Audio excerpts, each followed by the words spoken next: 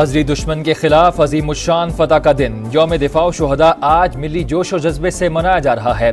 رات کی تاریکی میں مکار دشمن کی ارض پاک پر یلغار، پوری قوم بن گئی سیسا پلائی دیوار، پاک دھرتی کے محافظوں کے کاری وار، ازلی دشمن کو دیا منہ توڑ جواب۔ طاقت کے نشے میں مست بھارتی فوج دم دبا کر بھاگ نکلی۔ 59 سال پہلے پاک فوج نے بہادری کی لازوال تاریخ رقم کی۔ آرمی نے چونڈا کو بنا دیا بھارتی ٹینکوں کا قبرستان، پاک بحریہ نے دشمن کا غرور سمندر میں ڈبو دیا، پاک فضائیہ کے شاہینوں نے بھارتی ایئر فورس کے پرخچے اڑا دیے۔ پوری قوم کا جنگ ستمبر کے شہداء اور غازیوں کو سلام۔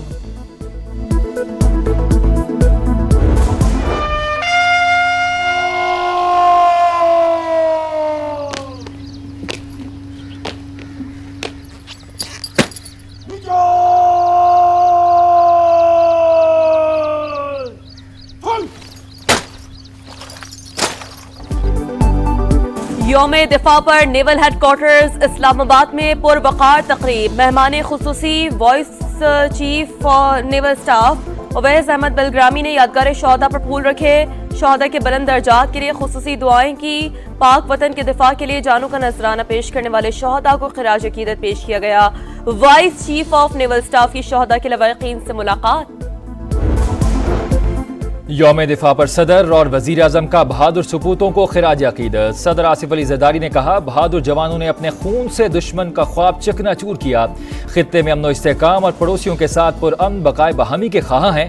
مسئلہ کشمیر کے حل کے بغیر دیر پا ممکن نہیں۔ دفاع وطن کے مقدس فریضے کی تکمیل کے لیے مسلح افواج کی حمایت کا عہد کرتے ہیں۔ وزیر اعظم نے کہا، آج کا دن دفاع وطن کی غیر متزلزل قومی عزم کی یاد دلاتا ہے۔ پاک فوج کا حوصلہ اور فرض سے لگن ہی ملک کی سلامتی کی بنیاد ہے۔ آئیں سب مل کر ایک خوشحال پاکستان کے راہ ہموار کریں۔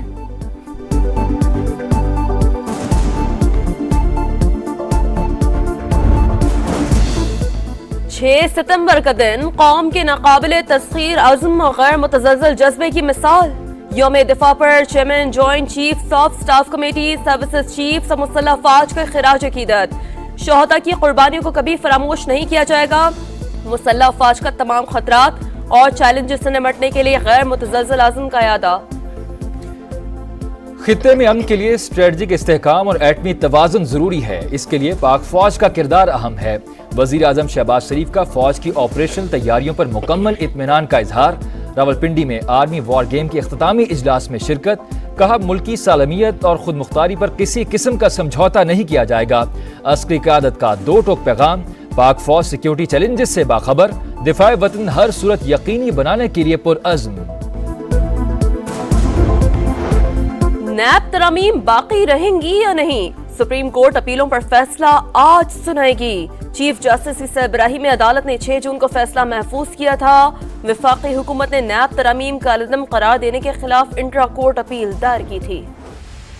پاکستان آرمی ایک قومی فوج ہے اور اس کا کوئی سیاسی ایجنڈا نہیں ہے، نہ ہی یہ کسی سیاسی جماعت کی مخالف ہے اور نہ ہی طرفدار۔ لیفٹیننٹ جنرل ریٹائرڈ فیض حمید نے مخصوص سیاسی عناصر کے اعماء پر قانون کی اور آئینی حدود و حدود سے تجاوز کیا۔ پاک فوج کسی سیاسی جماعت کی مخالف ہے، نہ طرفدار، کوئی سیاسی ایجنڈا نہیں۔ D G I S P R lieutenant general Ahmed Sharif Chaudhry کا دو ٹوک موقف۔ کہا، پاک فوج کو سیاسی استعمال سے محفوظ رکھیں گے۔ فیض حمید پر مخصوص سیاسی اعماء پر آئینی حدود سے تجاوز کرنے کا الزام ہے۔ فیلڈ جنرل کورٹ مارشل کی کارروائی کا آغاز کیا جا چکا۔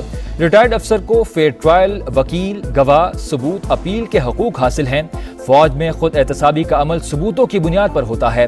امید ہے باقی ادارے بھی ایسا ہی کریں گے۔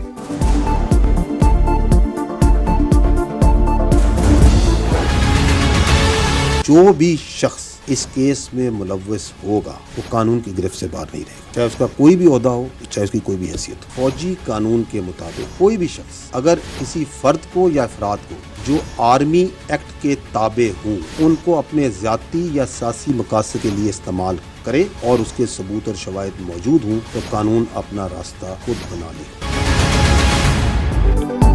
فیض حمید کیس میں جو بھی شخص ملوث ہوگا قانون کی پکڑ سے باہر نہیں ہوگا، چاہے عہدہ یا حیثیت کچھ بھی ہو۔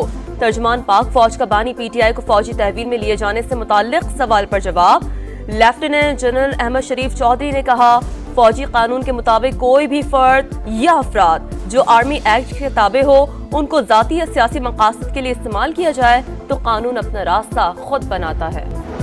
بلوچستان میں سیکیورٹی فورسز کو خصوصی اختیارات دینے کا فیصلہ، دہشت گردی کے شعبے میں کسی بھی مشکوک شخص کو حراست میں لیا جا سکے گا۔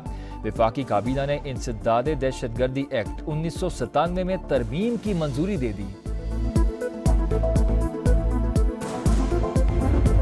نیب ترامیم کالعدم قرار دینے کے خلاف اپیلوں پر فیصلہ آج سنایا جائے گا۔ سپریم کورٹ نے 6 جون کو فیصلہ محفوظ کیا تھا۔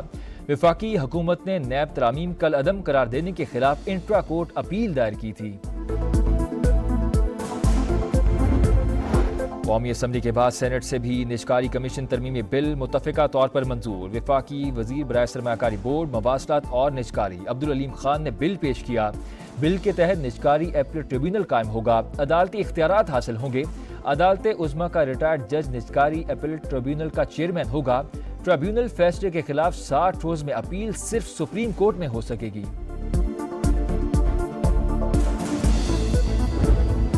پشاور میں دودھ 60 روپے فی لیٹر مہنگا، نرخ 240 روپے ہو گئے۔ ضلع انتظامیہ نے نوٹیفیکیشن جاری کر دیا، دہی کے دام بھی 30 روپے کلو بڑھ گئے، نئی قیمت 220 روپے مقرر۔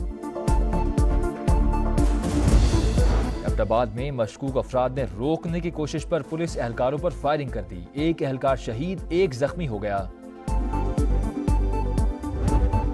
گجرانوالہ میں بھیانک واقعہ، سرکاری اسکول میں بچیوں سے مبینہ زیادتی میں ملوث ملزم گرفتار، کینٹین ملازم کے خلاف 5 مقدمات درج۔ پولیس کے مطابق ملزم بچیوں کو زیادتی کا نشانہ بنا کر ویڈیو بھی بناتا تھا، موبائل سے نازیبا ویڈیوز مل گئیں، ملزم کا اعتراف جرم۔ فیض حمید کا ٹرائل صرف ان تک محدود نہیں کیا جا سکتا، بانی پی ٹی آئی اور فیض حمید دونوں ہی بینیفیشری ہیں، معاملات فوجی عدالتوں کی طرف جا رہے ہیں۔ وزیر دفاع خواجہ آصف کی ریڈ لائن ود طلعت میں گفتگو، کہا جنرل باجوہ سمجھ گئے تھے پی ٹی آئی والا تجربہ ناکام ہو گیا، انہوں نے پی ٹی آئی حکومت کے 1.25 سال بعد ہمیں اپروچ کر لیا تھا۔ فیض حمید کا ریٹائرمنٹ کے بعد بھی پی ٹی آئی ارکان سے رابطہ تھا، تحریک انصاف کے ترجمان رؤف حسن کی تصدیق، کہا سابق D G I S I سے تعلق سلام دعا تک تھا، دوستی ہو تو ریٹائرمنٹ کے بعد ختم نہیں ہو جاتی، پارٹی کے دیگر ارکان سے تعلق کا علم نہیں۔ دفاع وطن بقائے وطن، بہادر سپوتوں کو خطے میں امن کے لیے اسٹریٹجک استحکام اور ایٹمی توازن ضروری ہے، اس کے لیے پاک فوج کا کردار اہم ہے۔ وزیر اعظم شہباز شریف کا فوج کی آپریشنل تیاریوں پر مکمل اطمینان کا اظہار، راولپنڈی میں آرمی وار گیم کے اختتامی اجلاس میں شرکت، کہا ملک کی سالمیت اور خود مختاری پر کسی قسم کا سمجھوتا نہیں کیا جائے گا، عسکری قیادت کا 2 ٹوک پیغام، پاک فوج سیکیورٹی چیلنجز سے باخبر، دفاع وطن ہر صورت یقینی بنانے کے لیے پرعزم۔ تحریک انصاف کو 8 ستمبر کو اسلام آباد میں جلسے کی اجازت مل گئی، ضلع انتظامیہ نے پی ٹی آئی کو پسوال روڈ سنگجانی کے مقام پر جلسے کی اجازت دی، جلسہ ہر حال میں ہوگا، خود ایک این او سی ہوں، رکاوٹیں ڈالی گئیں تو دمادم مست قلندر ہوگا، وزیر اعلیٰ کے پی علی امین گنڈا پور کی للکار۔